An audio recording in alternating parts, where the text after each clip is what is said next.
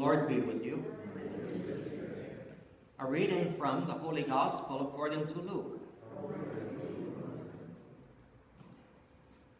While Jesus was going through a field of grain on a Sabbath, his disciples were picking the heads of grain, rubbing them in their hands and eating them.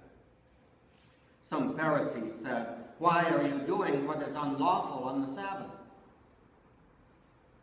Jesus said to them in reply, "Have you not read what David did when he and those who were with him were hungry? How he went into the house of God, took the bread of offering, which only the priests could lawfully eat, ate of it, and shared it with his companions. Then he said to them, 'The Son of Man is Lord of the Sabbath.'" The Gospel of the Lord. Praise to you, Lord.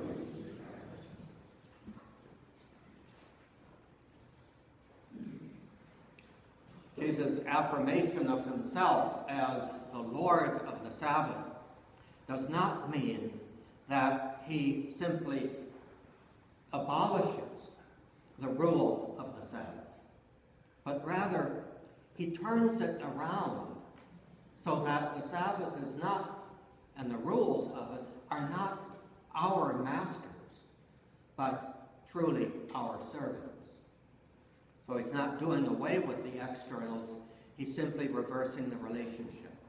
The externals, the external observances exist in order to serve us, not we exist to serve them.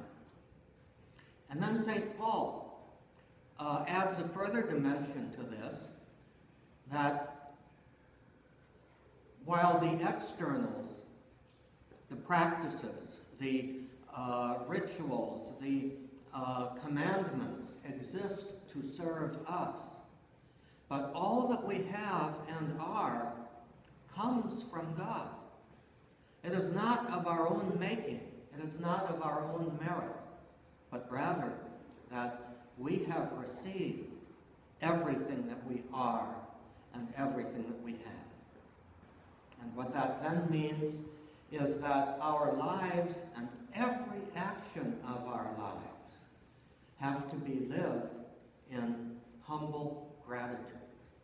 The motivation for how we make use of the various elements of our lives, including the religious practices and the religious things, has to be from a sense of gratitude. If we live our lives with an attitude of gratitude, then we will invariably be on the right path.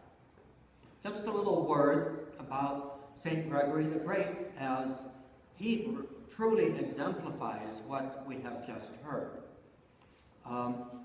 In the first millennium of the church, the first 1,000 years, there were only 3 bishops of Rome, only 3 popes, who received by acclamation after their time the title of Great. Gregory was right in the middle. He lived in the 500s. 100 years before him was Leo the Great, and about 300 years later was Nicholas the Great.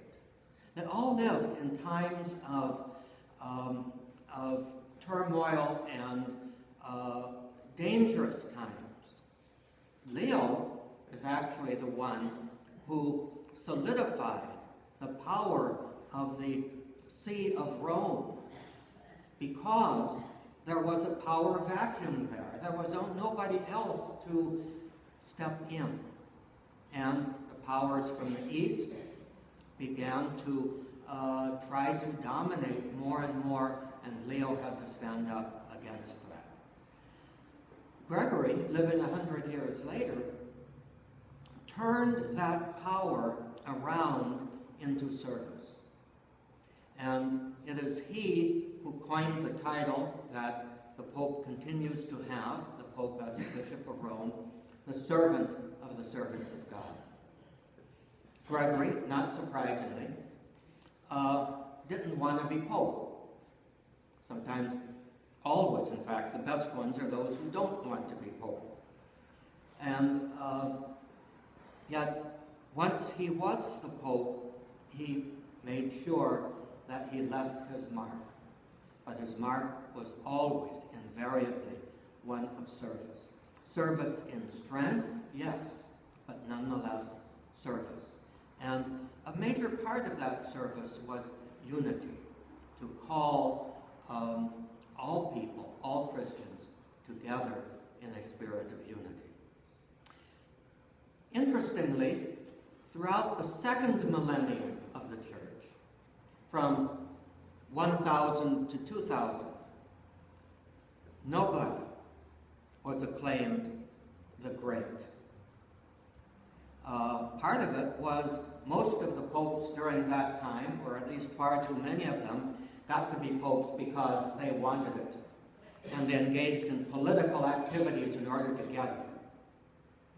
In the past century or so, that kind of turned around, and I would say that most of the popes for the last 150 years have been those who have sought to be simply humble servants.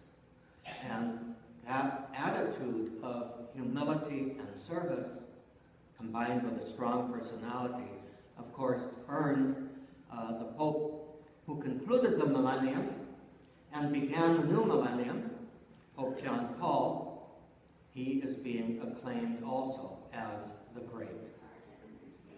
Now, will John Paul keep that title? That's up to history. But at least for the moment, they seem to be continuing with that, calling him John Paul the Great. But we are back, I think, as we were in the early church. We're back to a succession of popes who are earning that title, the Great. And the reason why is, first and foremost, is an attitude of service. Service in love and compassion and even humility.